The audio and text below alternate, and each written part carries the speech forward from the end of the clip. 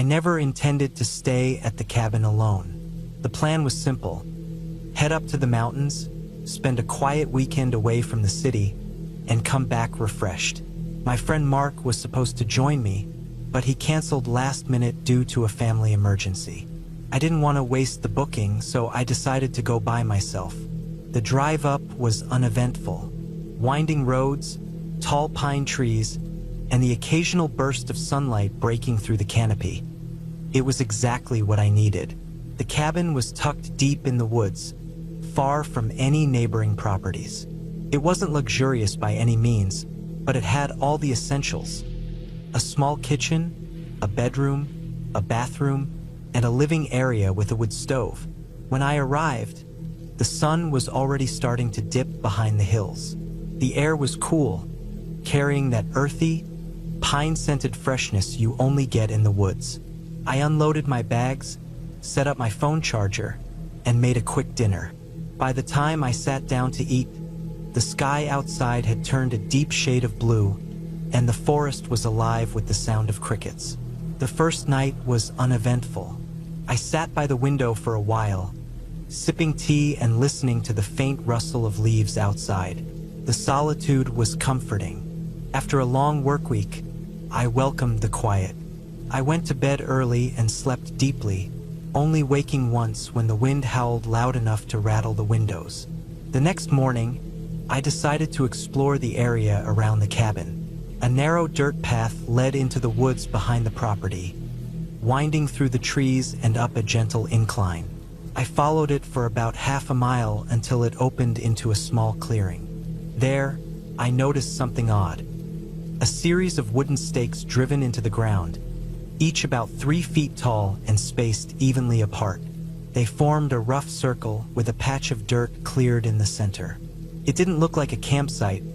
There were no signs of a fire pit or discarded trash. The stakes were smooth, almost polished, with no visible markings. I stood there for a moment, feeling a strange unease I couldn't quite place. Shrugging it off, I made my way back to the cabin. By the time I returned, the sun was high, and the temperature had risen. I spent the afternoon reading on the porch and chopping some firewood I found stacked by the shed. The day passed quickly, and before I knew it, the shadows were stretching long across the ground.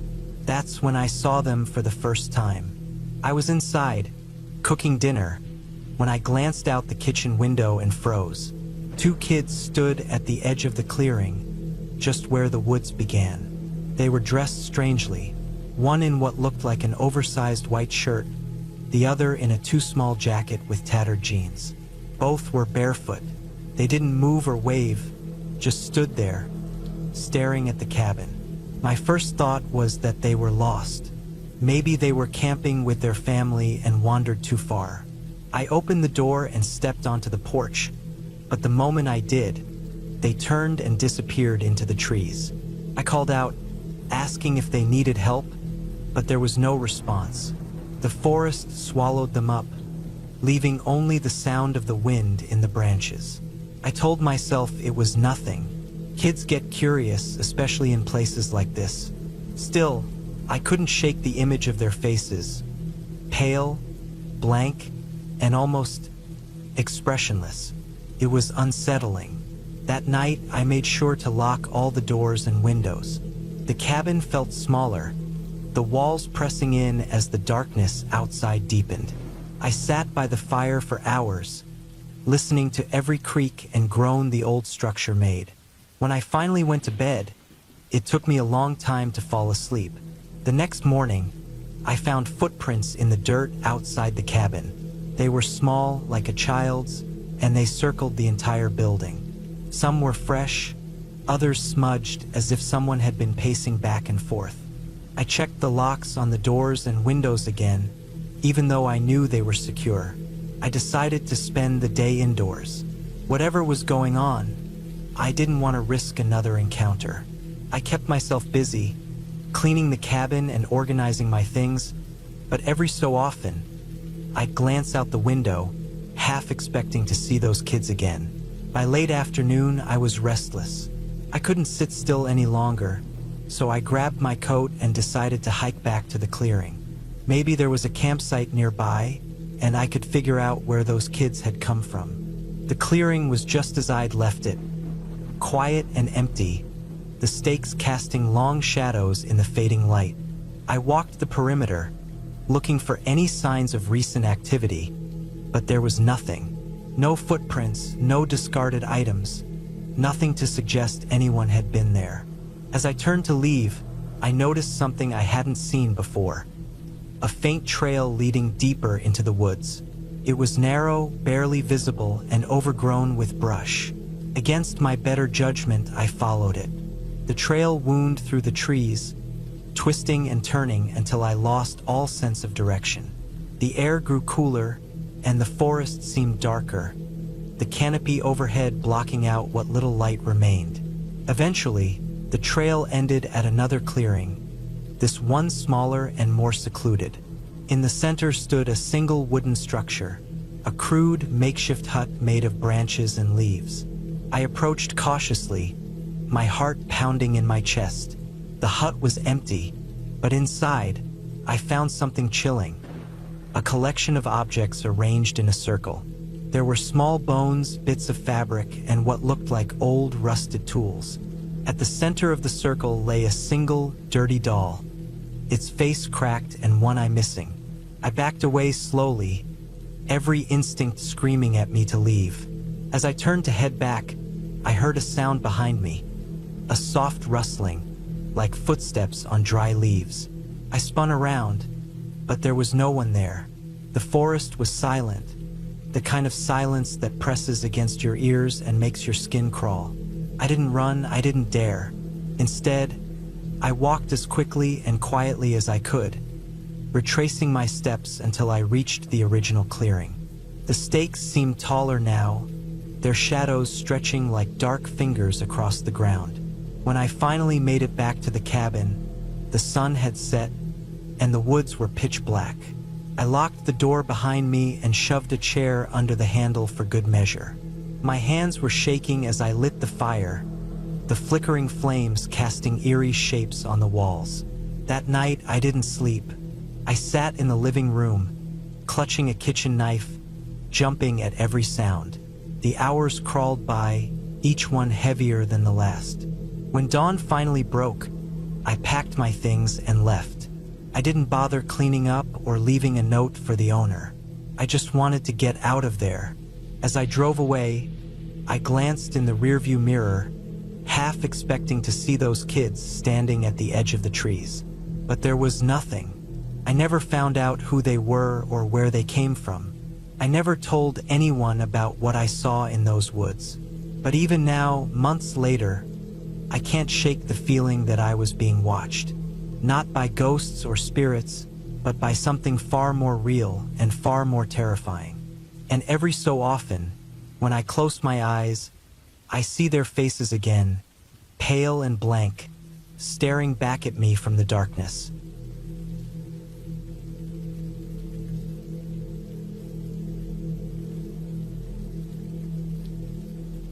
I needed an escape.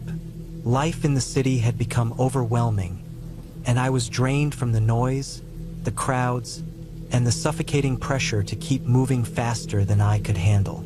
The idea of renting a cabin in the middle of nowhere felt like the perfect solution. I'd found a listing online, a small cabin surrounded by forest, far from any town or neighbor.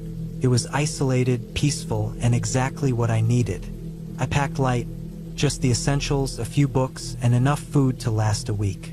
The drive to the cabin was long, but the scenery made up for it. Trees lined the narrow road, their dense branches forming a canopy that filtered the sunlight. I felt like I was entering a different world, far removed from the chaos I was trying to leave behind. When I arrived, the cabin looked even better than the pictures. It was small but cozy, with a porch overlooking a clearing in the woods. There was a single bedroom, a tiny kitchen, and a living area with a fireplace. Everything about it screamed solitude. I unpacked quickly, eager to settle in and enjoy the quiet. The first couple of days were perfect. I spent my time reading, writing in a journal, and taking walks through the forest. The air was fresh. The only sounds were birds and the rustling of leaves, and I felt like I could finally breathe again. At night, I'd sit on the porch with a blanket and watch the stars. It was the kind of peace I hadn't felt in years. But by the third day, I started to notice small things that didn't sit right. It began with a feeling. I was walking a trail that looped around the cabin when I felt like I wasn't alone. It wasn't anything obvious. No footsteps, no rustling bushes, just a heavy sensation, like I was being watched. I stopped and scanned the trees, but there was nothing. The forest was still, almost unnaturally so. I shook it off, convincing myself I was being paranoid. I'd spent too much time in the city, where you're always aware of who's around you, always on edge. This was the forest. It was safe. That night, as I was sitting on the porch, I thought I saw something move at the edge of the clearing. It was quick, just a shadow slipping between the trees. I froze, staring into the darkness, but I couldn't make out anything. After a few minutes, I went back inside, locking the door behind me. The next morning, I found footprints in the dirt near the cabin. They weren't mine. They were larger, heavier, and led from the edge of the clearing to the side of the cabin where the window to the living room was. My stomach tightened as I stared at them. I tried to rationalize it. Maybe it was a hunter or a hiker who'd wandered too close. Maybe someone was lost and curious about the cabin. But the prints were too deliberate, too close to the building. I didn't like it, but what could I do? The nearest town was miles away, and there was no cell service out here. I spent the day trying to distract myself, but the unease wouldn't go away. I skipped my walk, staying close to the cabin. Every little noise made me jump, and I found myself glancing at the windows constantly. That night, I didn't sit on the porch. I locked all the doors and windows, double-checking each one before going to bed. But sleep didn't come easily.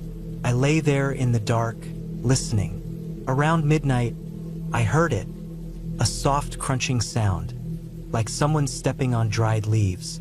My breath caught in my throat as I strained to hear more. There it was again, closer this time. I wanted to convince myself it was an animal, but deep down, I knew better. I stayed perfectly still, too scared to move until the sound stopped. Then I heard something that made my blood run cold.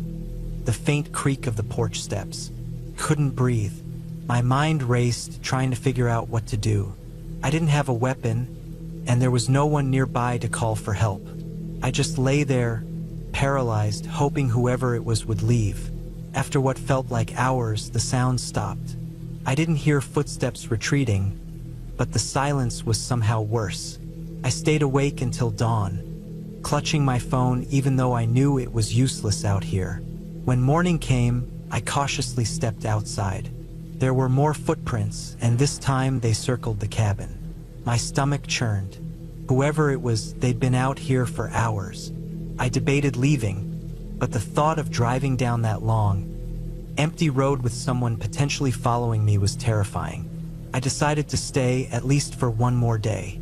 I spent the morning trying to block the windows with furniture and anything else I could find. I didn't care how paranoid it looked. I just wanted to feel safe. By the time evening came, I was exhausted but too scared to sleep. I sat in the living room with a kitchen knife in my lap, listening for any sound outside. Hours passed, and nothing happened. Then, just as I was starting to relax, there was a soft tap on the window. I froze. The tapping came again, deliberate and slow. My heart was pounding so hard I thought it might explode. I didn't move, didn't even breathe, praying they'd think I wasn't home.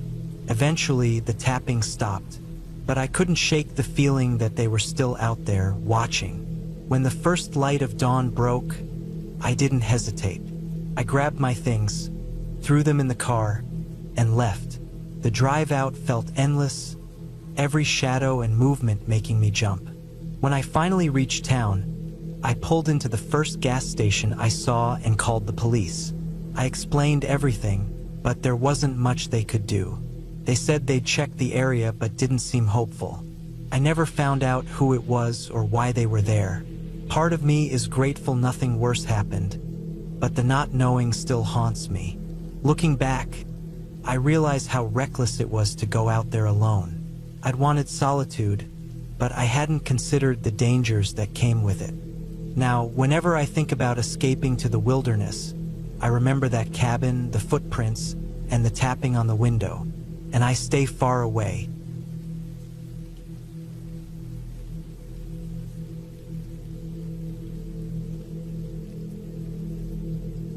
The cold always made me restless. When winter arrived, it had a way of seeping into your bones, even if you were layered in blankets and wearing 3 pairs of socks. This winter, though, felt harsher than usual. The snow came down hard, blanketing everything in thick white layers that muffled all sound. It was beautiful in the way nature often is, but it also made the world feel lonelier. I had come to the cabin to get away from everything. The noise, the constant demands of work, and the unbearable weight of living in a crowded city. I'd inherited the place from my uncle, who passed away a few years ago.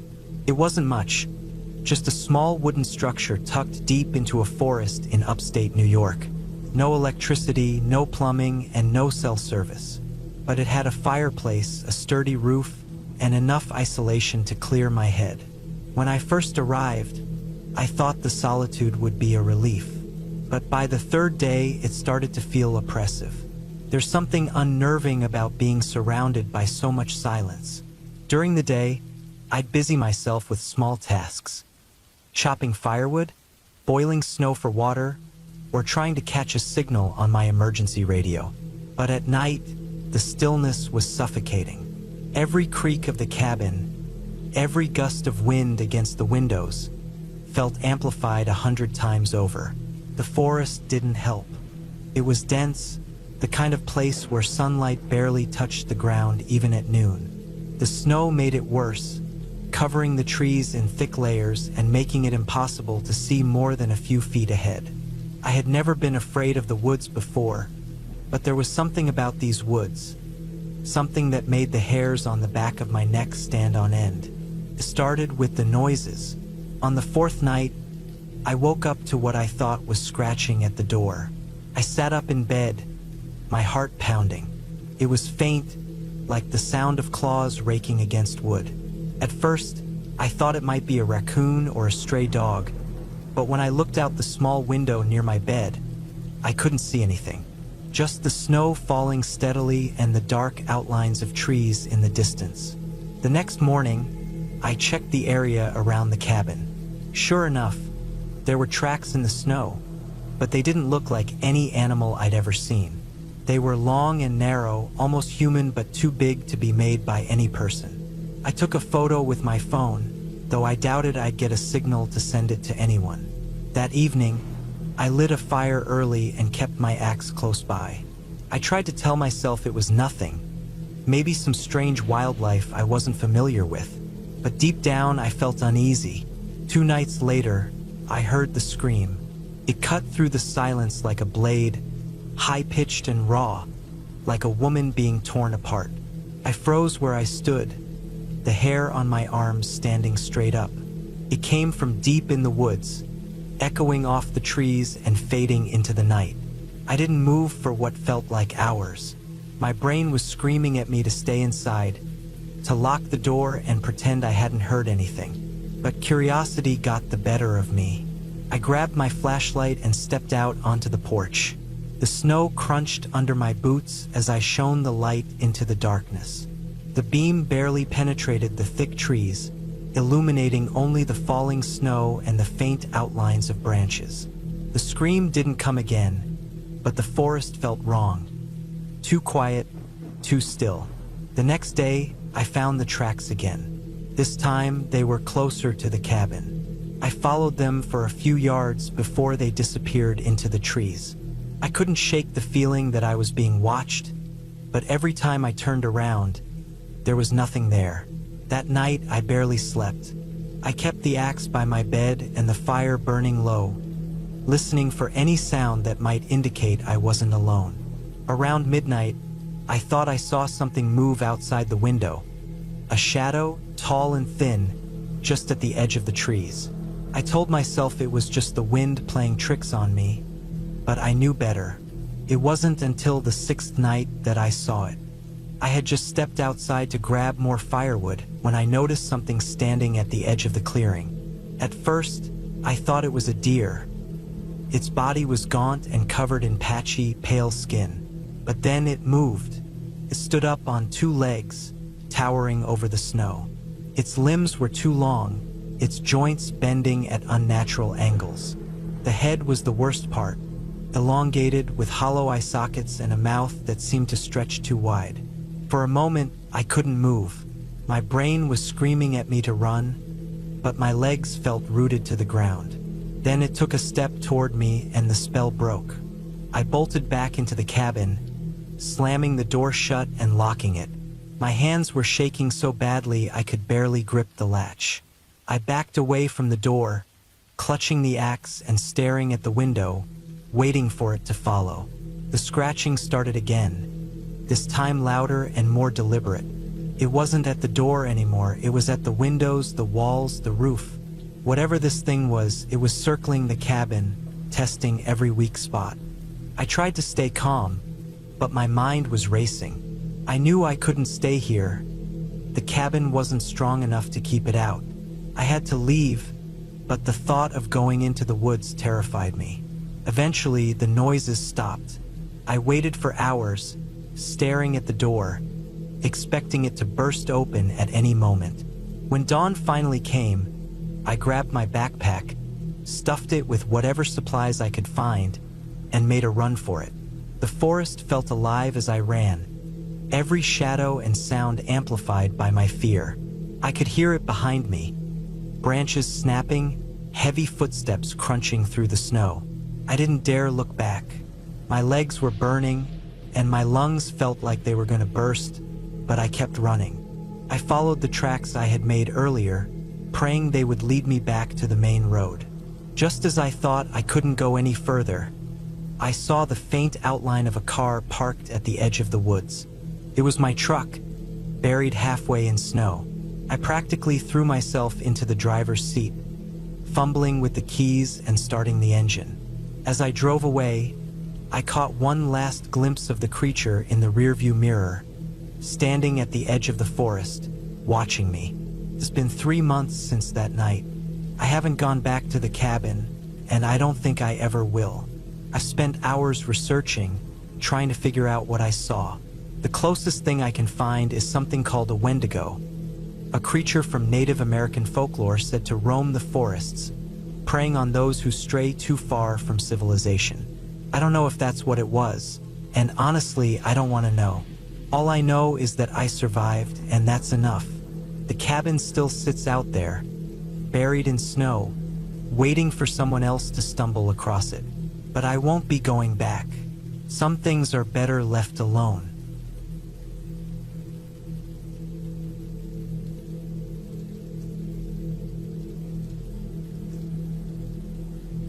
I don't know why I thought a solo trip to the mountains would help clear my head. Life had been chaotic lately.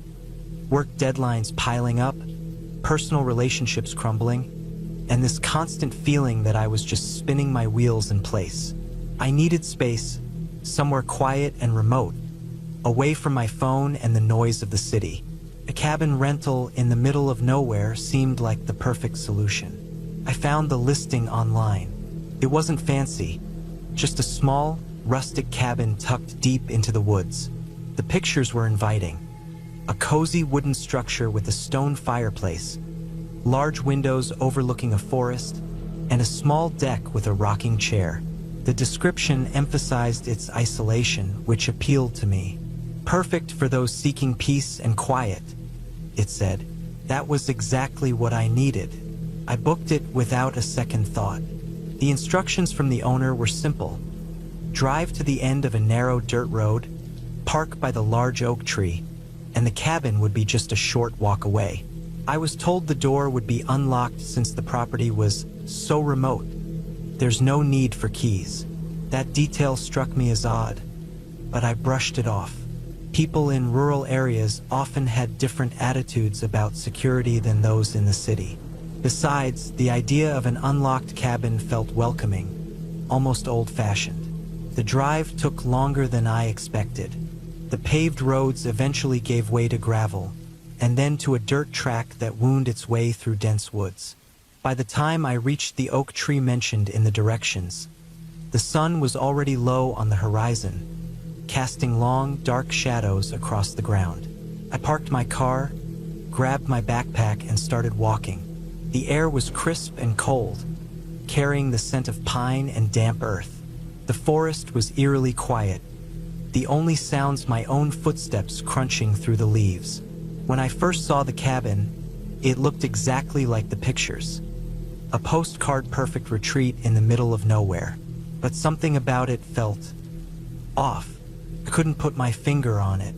Maybe it was the silence, or the way the trees seemed to crowd around the structure, as if trying to swallow it whole. Shaking off my unease, I approached the door and gave it a gentle push. It creaked open without resistance, revealing a dimly lit interior.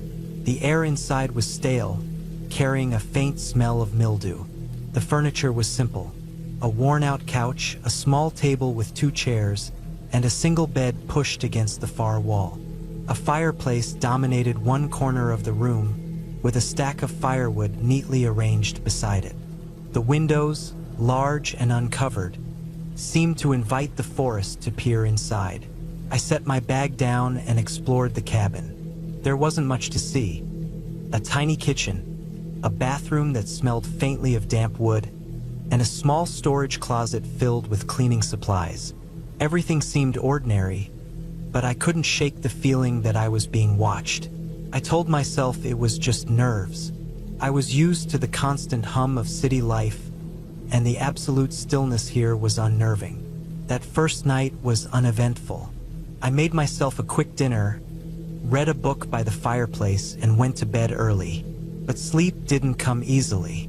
I kept hearing faint noises, the creak of the floorboards, the rustle of leaves outside, the occasional crack of a branch. I told myself it was just the cabin settling, or animals moving through the woods. Still, I lay awake for hours, staring at the ceiling, until exhaustion finally claimed me. The next day, I decided to explore the area. I followed a narrow trail that wound through the woods, occasionally stopping to admire the scenery. The forest was beautiful in its own way. Towering trees, patches of sunlight filtering through the canopy, and the distant sound of a stream. But it also felt oppressive, as if the trees were closing in around me. I couldn't shake the feeling that I was being followed, though every time I turned around, the trail was empty. By the time I returned to the cabin, the sun was dipping below the horizon, painting the sky in shades of orange and pink. As I approached the cabin, I noticed something strange. The front door, which I was certain I had closed before leaving, was slightly ajar. My stomach tightened. Had I forgotten to lock it? No, there wasn't even a lock.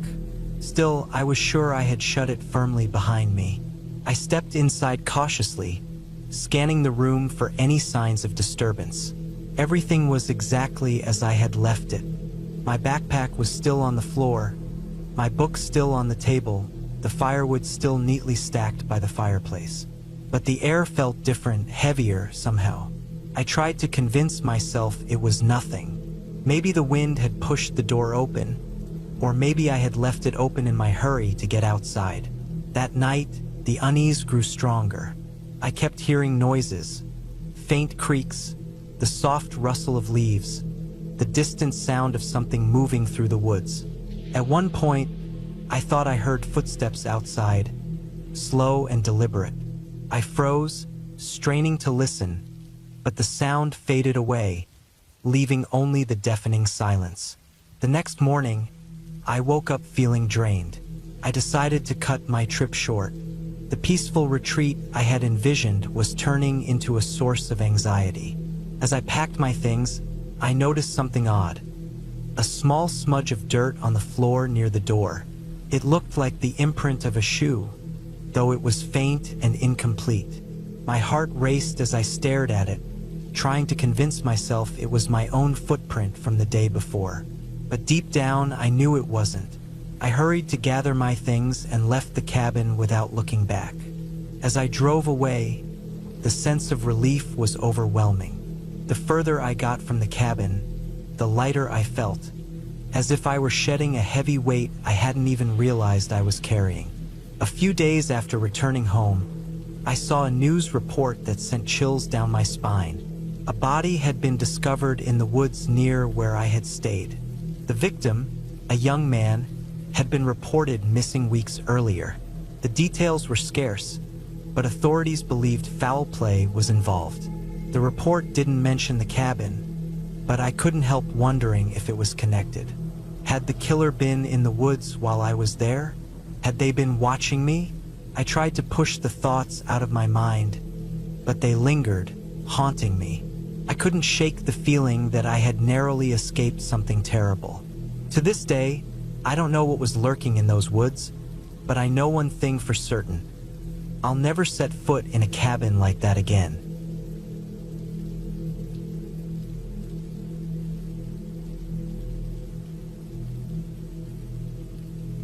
I had been living in that cabin for a year when the hunting started. It wasn't much of a cabin, to be honest. Just a small, isolated structure tucked deep in the woods, far from anyone's reach. No electricity, no running water. The basics: a stove, a wood-burning fireplace, a cot, a chair, and a table. Just me and the wilderness. I liked it that way, kept things quiet, peaceful. At least that's how it had been at first. The area was known for its wildlife: deer, bears, wild boar. But what I hunted most were the predators. Big, dangerous animals that roamed the forests, scavenging and killing anything they could. I'd made a name for myself as a hunter in these parts. People would hire me when they had a problem with something too dangerous to deal with on their own, and that's how I ended up in this cabin. When I first arrived, I figured the forest would be like every other place I'd been. A beautiful, quiet haven. But something was different here. It didn't take long before I started noticing the oddities. The unexplained noises at night, the strange animal tracks that didn't quite match anything I knew. It was subtle at first, then it got worse. The first time I saw it was a cold night in late November. The wind howled through the trees, shaking the cabin. The fire in the stove had gone out, and I'd been struggling to start it again when I heard something outside.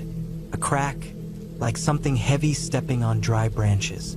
It was the kind of sound that makes your spine tingle. I froze, my hands still on the flint, listening.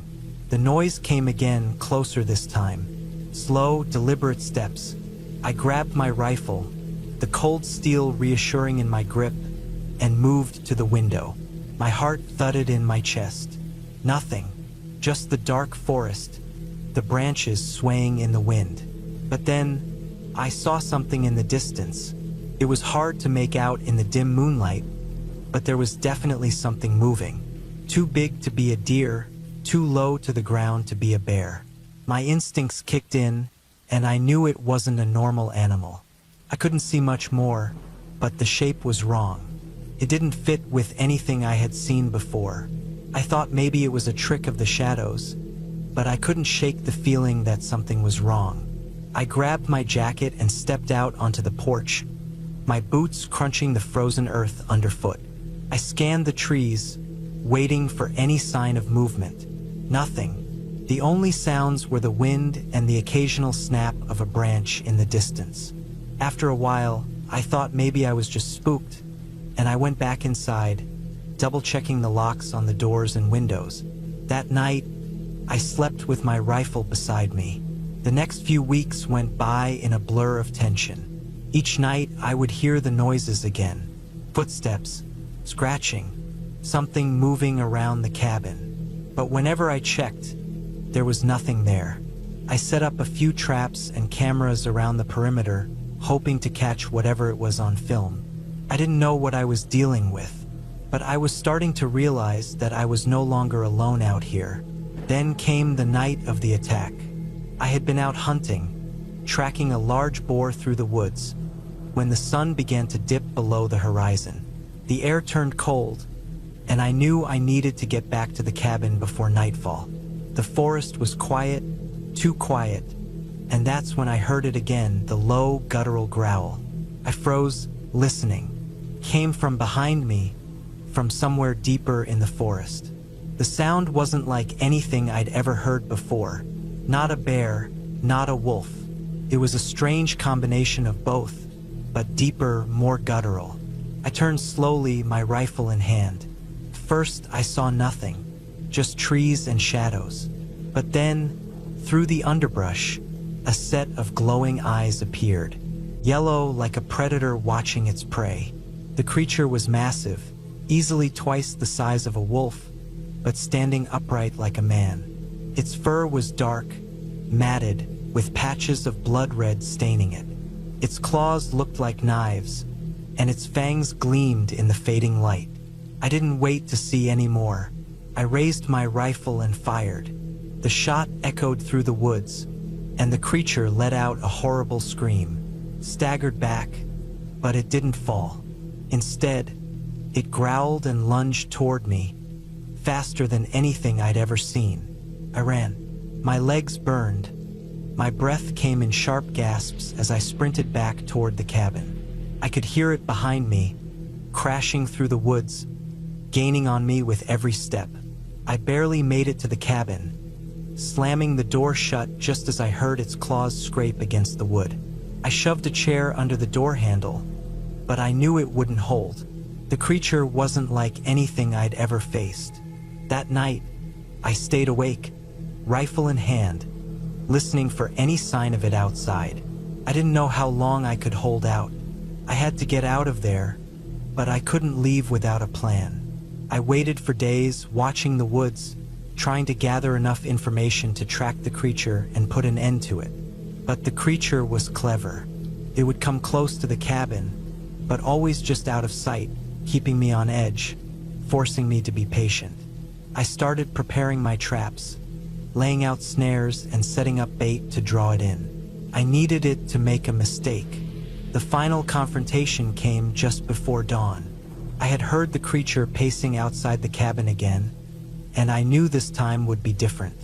I'd prepared everything. The traps were set, the fire ready to go. As the first light of day began to break, I made my move. I stepped outside, my rifle raised, moving carefully through the snow-covered ground. I followed the tracks in the snow, the prints leading me deeper into the forest. Then I saw it, a dark shape moving through the trees. It was close now. I could hear its breathing, heavy and ragged. I waited for the right moment. Then I fired. The creature let out a screech, falling back, but it was still alive. It moved faster than I thought possible, slamming into a tree and crashing to the ground. I didn't hesitate. I ran forward, closing the distance, and fired again. This time, the shot hit its chest. The creature's scream echoed through the woods as it staggered, blood pouring from the wound. But it wasn't done. It turned and lunged at me, its claws outstretched. I had one last shot. I aimed carefully, taking a deep breath, and fired. This time, the creature didn't get up. I stood over the body of the thing that had terrorized me for so long, my heart pounding in my chest. It was a mess, a twisted, mangled thing that barely resembled the beast I had fought. It wasn't a wolf. It wasn't a man. It was something in between, something that shouldn't have existed, but it did. I don't know what it was. I don't know how it got there or why it started hunting me, but I do know that it's dead now. I burned the body, made sure there was nothing left. And when I left the cabin for good, I didn't look back. Maybe I'll never know what it was. Maybe I'll never understand why it came after me. But I survived, and that's all that matters.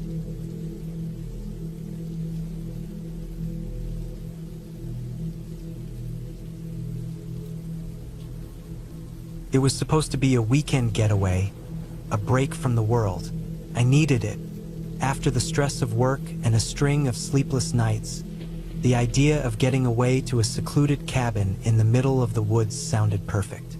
The cabin was rented from an old family friend, and I'd heard about it for years, but never thought to go until now.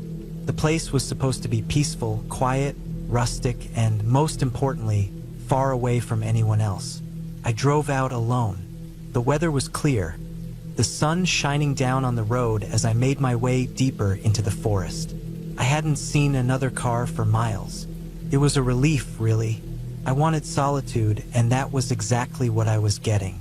When I finally reached the cabin, it was even more isolated than I had imagined. The driveway was long, and the woods pressed in close on both sides. The cabin itself was simple, built from rough-hewn logs with a small porch and a single window at the front. It looked exactly like what you'd expect from an old cabin in the middle of nowhere. No frills, no distractions, just a place to rest. I unloaded my things and stepped inside. The air was thick with the smell of pine and damp wood. The place had that old, musty scent of something that hadn't been used in a while. The furniture was old, too, but it was all sturdy enough. A couch sat in front of a stone fireplace, and there was a small kitchen in the corner with a gas stove. A few pots and pans hung on the wall, and a table in the center of the room looked as though it hadn't been used in years.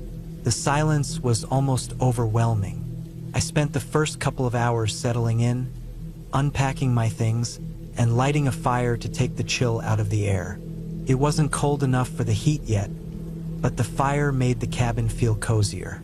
I made a cup of coffee and sat by the window watching the woods outside. There wasn't a sound. No birds, no wind, just the stillness. As the sun began to set, I went out to explore the area a bit. The woods were dense and quiet, with only the occasional rustle of leaves underfoot. Felt peaceful, but in an unsettling way. There was something about the stillness that made my skin crawl. I couldn't explain it. Maybe it was just the isolation, but it didn't feel right. I walked for about an hour, just taking in the scenery. Everything seemed normal. The trees were tall, their trunks thick and dark, and the ground was soft with fallen pine needles. There was nothing out of place.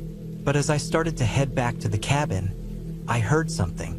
At first, it was distant, like a low growl. My heart skipped a beat, and I stopped in my tracks, listening.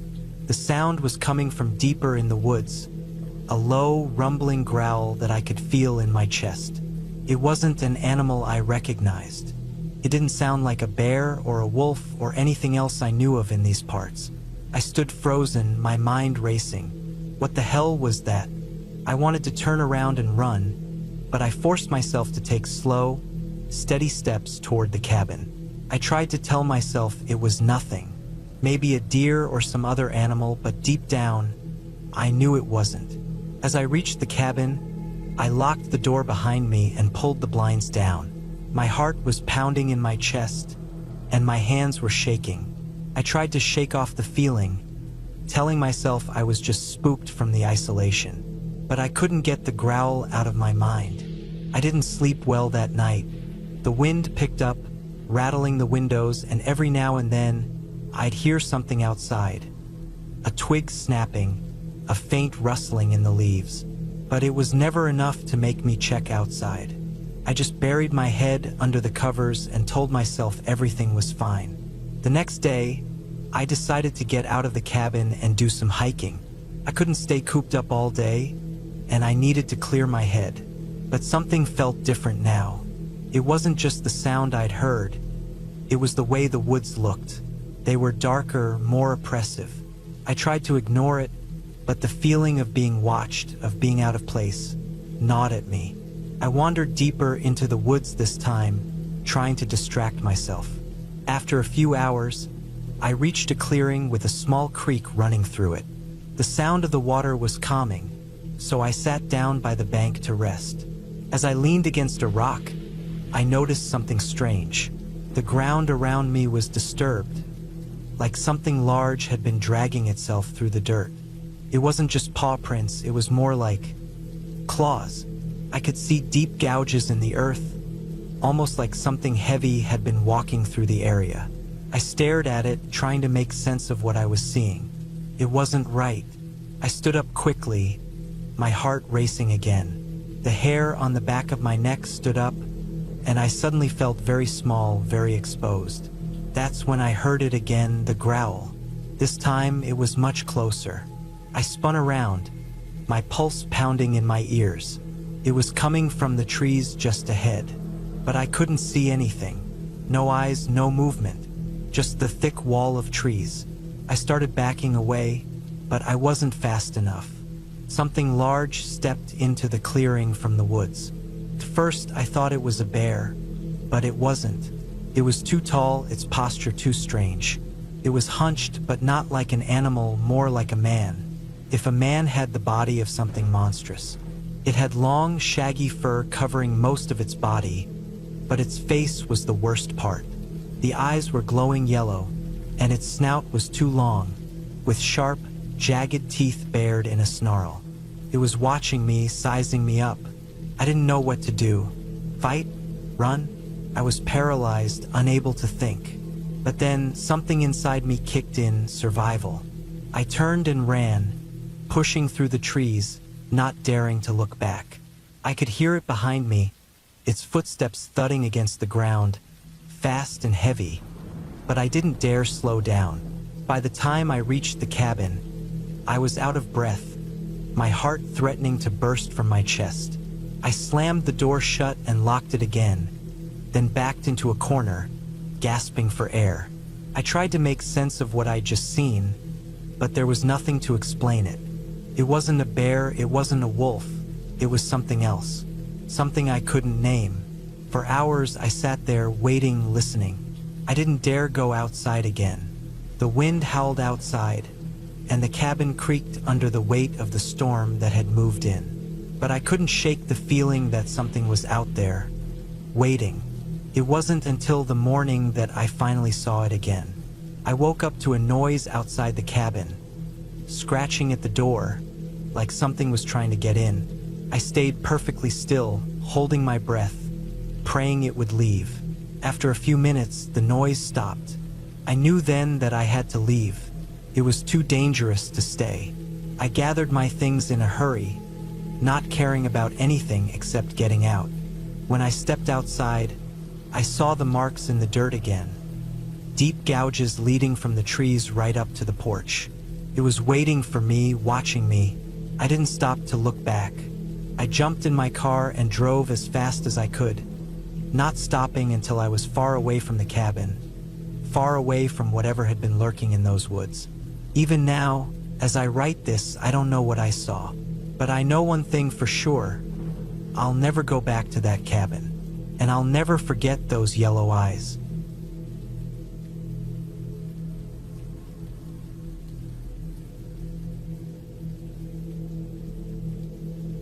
I had always wanted to escape the noise of the city. My life felt like a loop. Wake up, go to work, come home, and repeat. The stress was grinding me down, so I decided to take a week off. I found a small cabin online, located deep in the woods, far from any town. It was advertised as the perfect getaway for peace and solitude. It seemed like exactly what I needed. The cabin was a 3-hour drive from my apartment. The last stretch of the journey was on a gravel road, winding through dense woods that seemed to go on forever. By the time I arrived, the sun was low in the sky, casting long shadows through the trees. The cabin was modest but cozy, with a small porch and a single light bulb hanging by the front door. It was surrounded by a clearing, giving me a good view of the forest around it. After unloading my bags, I stepped inside. The air smelled faintly of pine and old wood. The interior was simple: a kitchenette, a living area with a small fireplace, and a bedroom at the back. It wasn't fancy, but it was enough. I unpacked, made myself some instant coffee, and sat on the porch, listening to the sounds of the forest. It was so quiet compared to the city. No cars, no sirens, just the occasional rustle of leaves or a bird call. As night fell, the forest came alive with new sounds. Crickets chirped in a steady rhythm, and I could hear the distant hoot of an owl. I was tired from the drive, so I went to bed early. The mattress was lumpy, but I didn't care. I drifted off to sleep, feeling more relaxed than I had in weeks. I woke up abruptly in the middle of the night. It was pitch dark, and for a moment, I couldn't figure out what had woken me. Then I heard it, a faint scratching sound. It was coming from outside. I sat up in bed, my heart pounding. The scratching wasn't loud, but it was persistent, like something was scraping against the side of the cabin. I tried to convince myself it was just an animal, a raccoon or maybe a squirrel, but something about it felt deliberate. I grabbed the flashlight I'd brought and crept to the window. The beam of light cut through the darkness, but I couldn't see anything unusual. The scratching stopped as soon as I shone the light outside. I stood there for a while, waiting to see if it would start again. When nothing happened, I told myself I was overreacting and went back to bed, but I couldn't shake the uneasy feeling, and it took a long time to fall asleep. The next morning, I went outside to look for signs of an animal. I walked around the cabin, checking the walls and the ground. Near the back of the cabin, I found shallow claw marks on the wood. They were uneven, as if made by something with an awkward gait. There were no clear footprints, just a few smudges in the dirt. I told myself it was probably a raccoon or a stray dog. Still, I couldn't ignore the tight knot of anxiety forming in my chest. I spent the day hiking and trying to distract myself.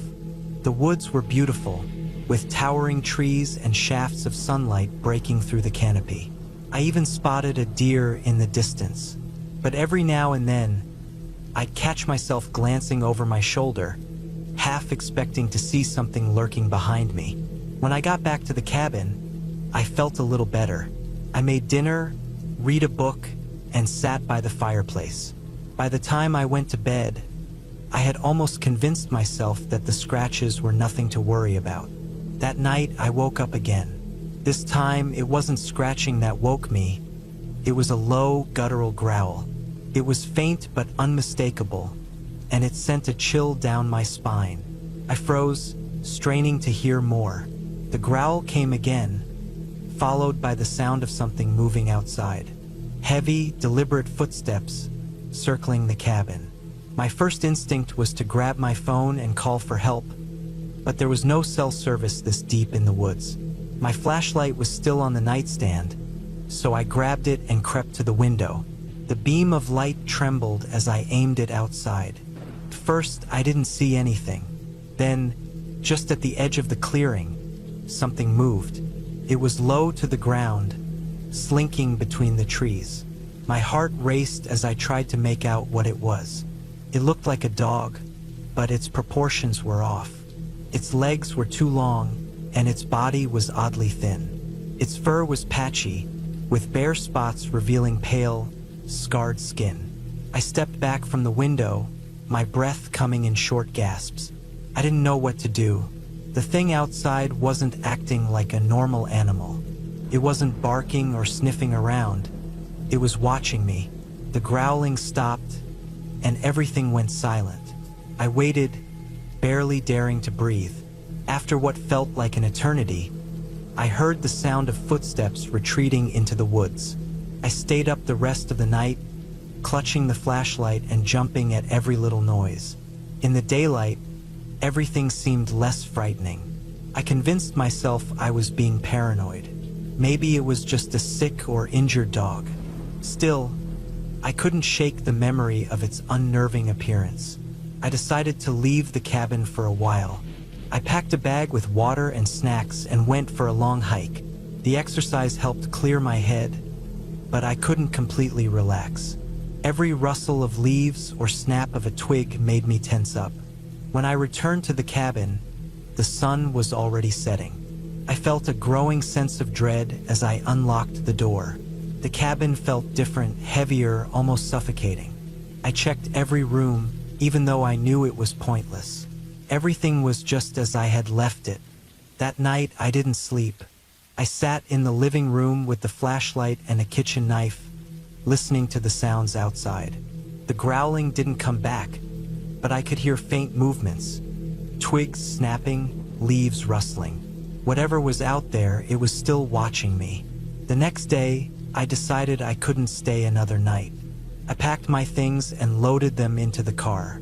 As I was about to leave, I noticed something in the clearing. It was a small pile of bones, neatly arranged in a circle. They looked like they had been picked clean. My stomach turned, and I hurried to the car. The gravel road felt endless as I drove away from the cabin. Every shadow and movement in the trees made me jump. I didn't stop until I reached the main highway. Even now, back in the city, I can't shake the feeling that something is still watching me. I've told myself it was just an animal, but deep down, I know that's not true. Whatever was out there wasn't just a dog. It wasn't just a wild animal. I've started sleeping with my windows locked and my curtains drawn. Sometimes, in the middle of the night, I think I hear faint scratching or the sound of footsteps outside. I tell myself it's just my imagination, but I don't believe it.